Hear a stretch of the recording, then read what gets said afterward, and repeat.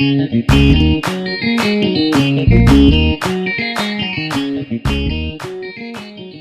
souhaite tout d'abord remercier les membres du bureau de l'AMIC pour m'avoir invité à faire une communication en radiothérapie.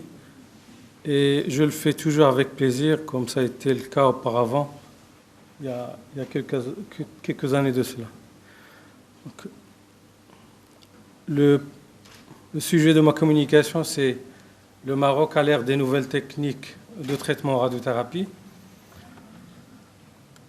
Alors, un petit aperçu sur l'évolution de la radiothérapie depuis le début du siècle dernier. Donc, comme le savent beaucoup de gens parmi nous, la radiothérapie a commencé très tôt, à la fin du XXe siècle, et elle a évolué. Vers les années 50, il y avait la première source de cobalt utilisée au Canada. Quelques années plus tard, le Clinac a fait son apparition. Ensuite, la radiothérapie conformationnelle 3D a fait son apparition dans les années 90 avec la multilame qui a été introduite par la suite.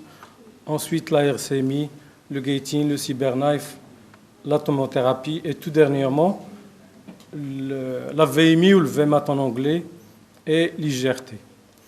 Alors, on va tracer à peu près l'évolution de la radiothérapie au Maroc et on va voir si au Maroc on est au même niveau d'évolution. Est-ce qu'on a pu suivre le train de l'évolution des techniques de traitement en radiothérapie ou pas? Donc ici, je trace à peu près le même schéma, sauf qu'on voit qu'il y a l'atomothérapie qui a sauté et le cyberknife qui a sauté. Mais au Maroc, on a pratiquement suivi la même évolution avec quelques détails près, c'est-à-dire que l'apparition du cobalt, ça a été un peu plus tard qu'au Canada, bien entendu. L'apparition du cobalt, c'était vers les années 70, alors que le début de la radiothérapie a commencé très tôt, vers 1928. Et si mes souvenirs sont bons, il y avait le professeur Benidel qui avait fait une présentation il y a 2 ans, 3 ans, où il avait tracé l'histoire de la radiothérapie au Maroc. Vous voyez que au Maroc, actuellement, on est à la pointe des techniques de traitement radiothérapie, c'est-à-dire qu'on applique actuellement tout ce qui est nouvelles techniques de traitement, notamment l'IGRT, VMAT, Rapidac. Alors ça c'est pour montrer qu'en l'espace de 50 ans, on est passé du cobalt au cyberknife. Et le cobalt, c'était un cobalt qui bougeait pas, qui faisait pas la rotation. Donc il fallait tourner le patient pour le traiter en ante et en poste. Alors, au Maroc, l'IMRT et la SMI en français a commencé déjà très tôt, vers les années 2000. Les techniques monocentriques ont commencé en 2008. L'IGRT avec la CBCT vers 2010. L'atomothérapie et la radiothérapie robotisée au moyen du cyberknife n'est pas encore à l'ordre du jour au Maroc. VMAT Rapidac en 2010, et puis la stéréotaxie intra-extracrânienne avec le gamma knife en 2008 et la VMAT en 2012. Alors, comme le savent beaucoup de gens parmi nous, parmi les objectifs de la radiothérapie, c'est de délivrer la dose absorbée dans la totalité du volume cible à mieux que 5%. Pourquoi 5%? Parce qu'il y a des études de radiobiologie qui ont montré qu'il y a un effet différentiel entre tissu tumoral et tissu sain. Cette différenciation entre les deux tissus fait que il y a un objectif thérapeutique qui est à atteindre avec une précision qui est de l'ordre de 5%. Pourquoi ? Parce que quand on augmente trop la dose, et bien entendu, on va avoir trop d'effets secondaires, aussi bien sur les tissus sains, mais bien entendu, on aura une guérison, une éradication de la tumeur, mais accompagnée d'effets secondaires accrus. Il faut alors optimiser cette dose-là de manière à avoir un équilibre entre éradication de la tumeur et le minimum de toxicité possible sur le tissu sain avoisinant. Et ce but-là, pour l'atteindre, il faut administrer la dose à mieux que 5%. Et c'est la fameuse balance qui est là. On a une dose à la cible qu'il faut augmenter au maximum pour avoir un contrôle local augmenté, mais également il faut limiter la dose aux organes à risque de manière à minimiser les effets secondaires. Et vers les années 90, comme j'avais dit, donc il y avait, avec l'introduction du scanner dans la planification des traitements, l'ICRU avait introduit les notions de contourage de volume cible et de volume et organes à risque. Là, on a schématisé le multilame sur cette diapo qui montre les recommandations en matière de délinéation des organes à risque et du volume cible. On voit qu'il y a certains organes qui est tracé schématiquement et que le multilame ne suffit pas pour protéger les organes à risque. On voit très bien ici que l'organe qui est en bleu, on n'arrivera pas à le protéger complètement puisqu'il se superpose au PTV. Et néanmoins, pour des cas relativement simples, on arrive avec la radiothérapie conformationnelle à traiter correctement la tumeur tout en épargnant les organes à risque. Il est recommandé de faire appel à d'autres modalités d'imagerie pour le contourage du volume cible et des organes à risque. Pourquoi ? Parce que l'IRM, le PET et autres modalités d'imagerie apportent une information supplémentaire. Et donc, le scanner, bien entendu, il est utilisé pour l'acquisition des données et pour la planification du traitement, mais il n'en reste pas moins vrai que l'IRM, elle a une valeur ajoutée diagnostique qui est là, et il faut faire appel à cette modalité quand il s'agit de préciser le volume, quand il s'agit de le tracer avec grande précision. Et vous voyez que ici sur l'IRM, on arrive à avoir le volume tumoral, alors que sur la coupe scanner, on ne voit pas. Donc il faut faire appel à la fusion des différentes modalités d'imagerie pour pouvoir traiter correctement le volume tumoral. La radiothérapie conformationnelle a vraiment pris son élan et a pris de l'importance avec le multilame, avec la venue du multilame qui permet vraiment de positionner les caches qui vont cacher les organes à risque de manière automatique et avec une grande précision.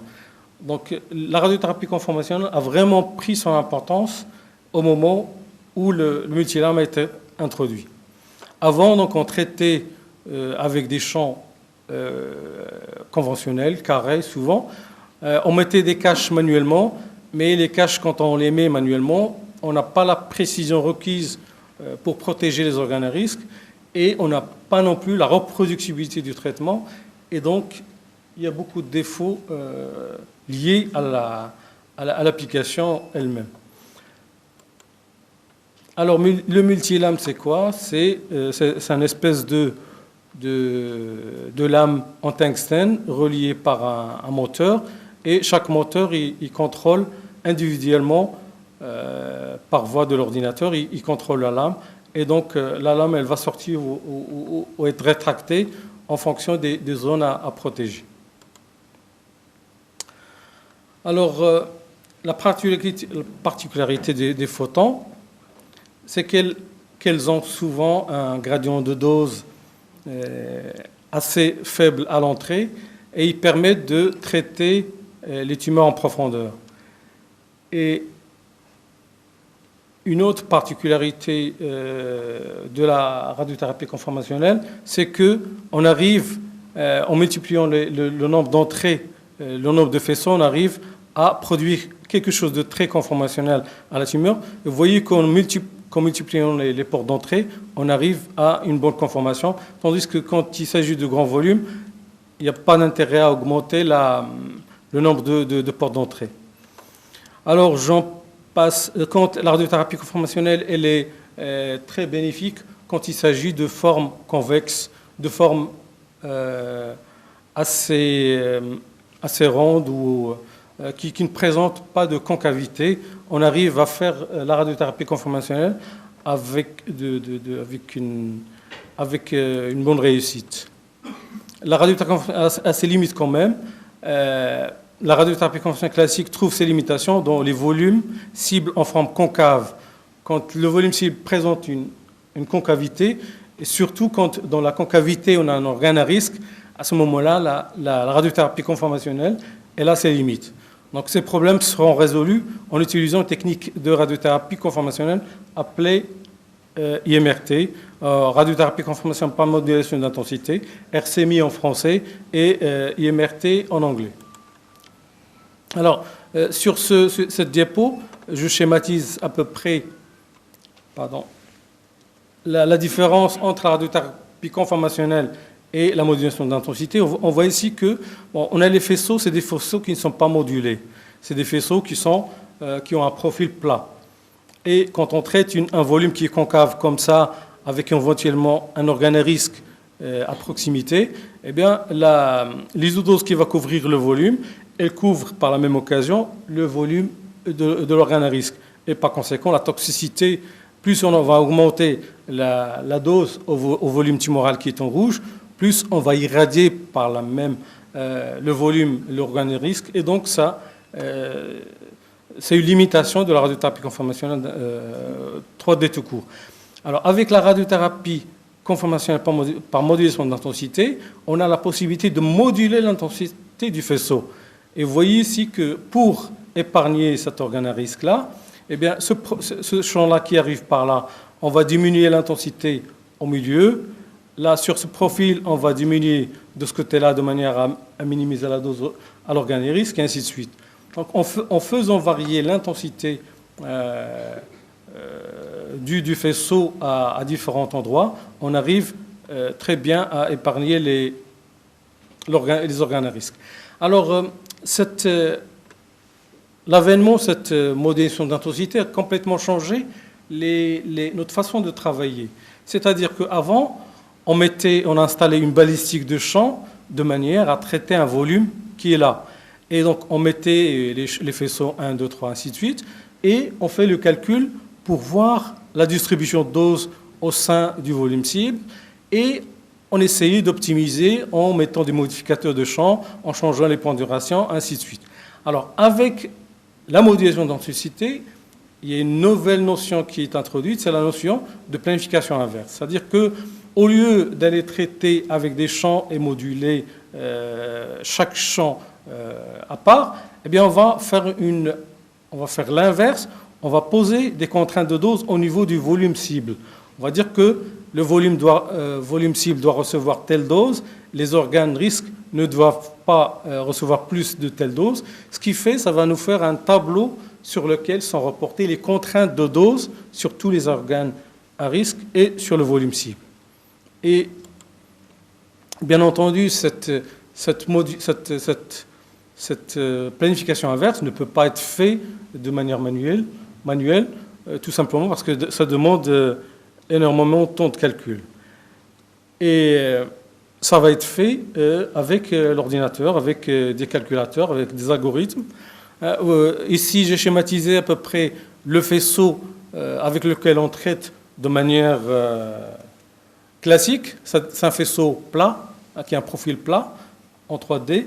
Et là, c'est un faisceau produit par modulation d'intensité. C'est un faisceau qui va être utilisé pour la modulation d'intensité. C'est un faisceau qui est produit par la planification inverse de traitement. Alors, cette planification que vous voyez ici peut être traduite sur une matrice qui est le champ par cette fluence qui est représentée ici sur une matrice.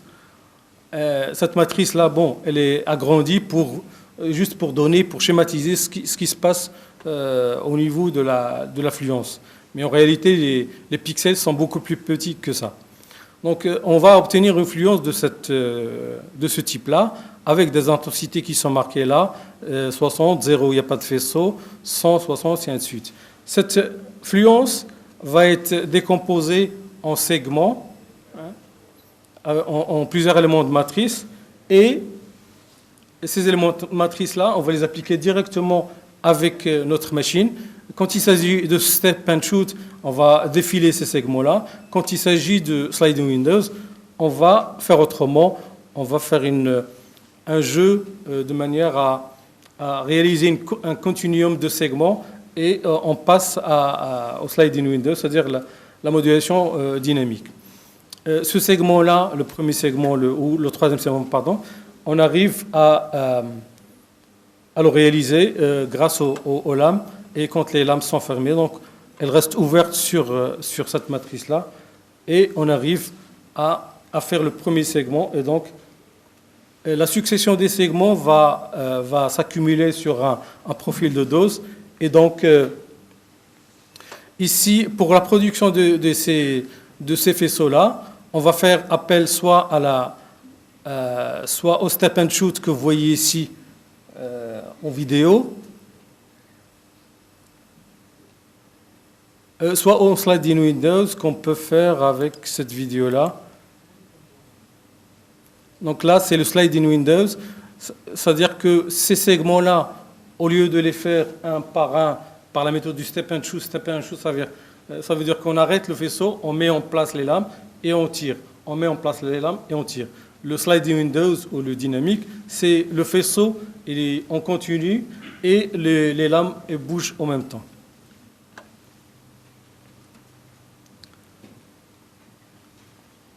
Alors ça, c'est un exemple pour une tumeur pulmonaire.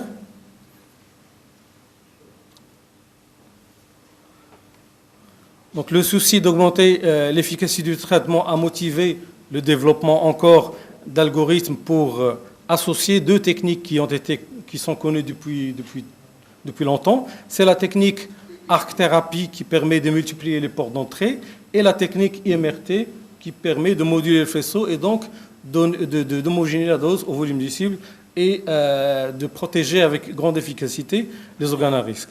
Alors, l'aboutissement de cette technique a été réalisé grâce à l'avènement de l'arc-thérapie volumétrique par modulation d'intensité, ou en anglais Volumetric Modulated Arc Therapy.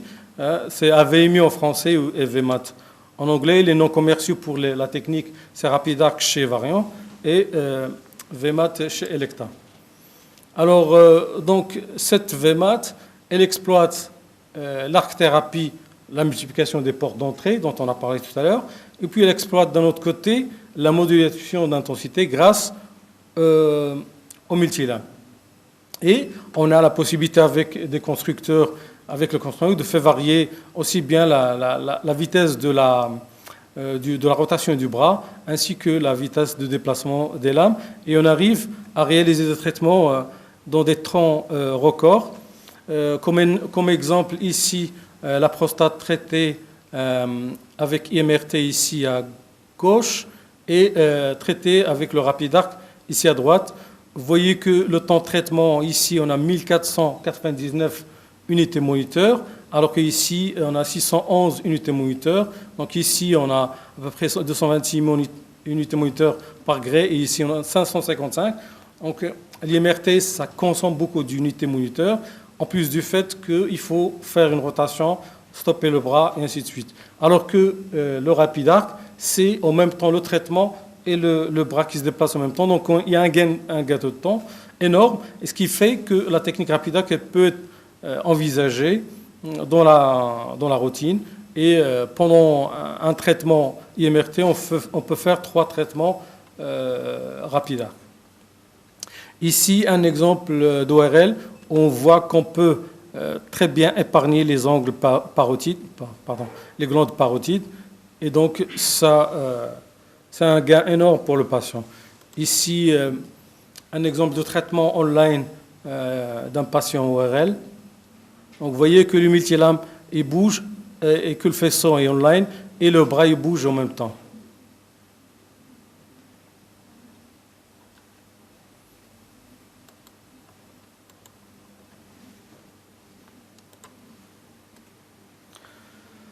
Bon, on passe cette diapo, c'est la même chose à peu près. Ouais, je vais sauter une, c'est bon.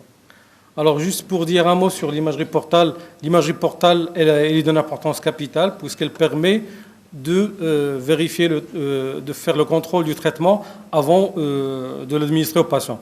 C'est-à-dire que la planification au niveau du TPS, elle permet de produire des faisceaux modulés. On va produire au niveau de 5 champs, par exemple. Sur chaque champ, on aura une fluence modulée. Avant de pouvoir traiter le patient, il faut vérifier que cette modulation elle est produite sur la machine. Alors, ce qu'on fait, c'est qu'on va déployer l'imagerie portale avec l'option, bien sûr, dosimétrie, et on va irradier directement le portal pour voir, la matrice de fluence de dose sur le portal. Et cette fluence-là, on va la comparer à la fluence, donc la fluence produite au niveau de la machine, on va la comparer à la fluence prédite par le TPS, c'est-à-dire celle qui était produite au moment de la planification dosimétrique. Là, c'est la dosimétrie de transit, mais je n'aurai pas le temps d'en parler. Ici, pour illustrer ça va prendre du temps là. Bon, je passe cette diapo parce qu'elle va prendre du temps. Un peu du mot pour dire qu'il y a la tomothérapie comme technique qui a été développée dernièrement, mais il faut dire que la tomothérapie, elle a quand même des indications assez limitées dans la mesure où elle vient en complément aux techniques qui sont utilisées en radiothérapie, mais elle est plus dédiée à certaines indications. Comme exemple ici, vous voyez une irradiation corporelle totale où on cible la moelle hématopoïétique. L'autre indication, c'est l'irradiation du névraction totaux. Donc, finalement, ce n'est pas une machine qui est vraiment indispensable pour un pays comme le nôtre. On peut s'en passer. On va dire que c'est une machine dédiée. Le CyberKnife, pareil, c'est une machine très sophistiquée avec un bras robotisé, avec une table robotisée, avec des indications très précises, mais ça reste quand même une machine. Ici, chez nous, on a le Gamma Knife, donc il y a des indications qui sont aussi bien, qui peuvent être prises en charge aussi bien au Gamma Knife qu'au CyberKnife. Donc c'est une machine aussi dédiée. C'est pas trop grave pour notre pays. Et pour dire qu'avec la radiothérapie conformationnelle 3D, on a toujours des indications où on peut faire autant bien que la VMAT. Et je finis par cette conclusion. Le plateau technique de la radiothérapie Maroc est à la pointe, on peut dire qu'il est à la pointe. Les nouvelles techniques permettent de traiter avec une grande qualité et donc de rendre un grand service, un service vital aux patients. Le technicien de radiothérapie se trouve comme acteur en plein dans l'innovation. Son rôle dans la chaîne de traitement est tout à fait axial et à ce titre, des formations continues dans ce domaine-là sont indispensables, obligatoires. Les outils dont on dispose actuellement permettent beaucoup plus de précision, de plus en plus de précision, de plus en plus de rapidité, et tant mieux pour le patient. Merci.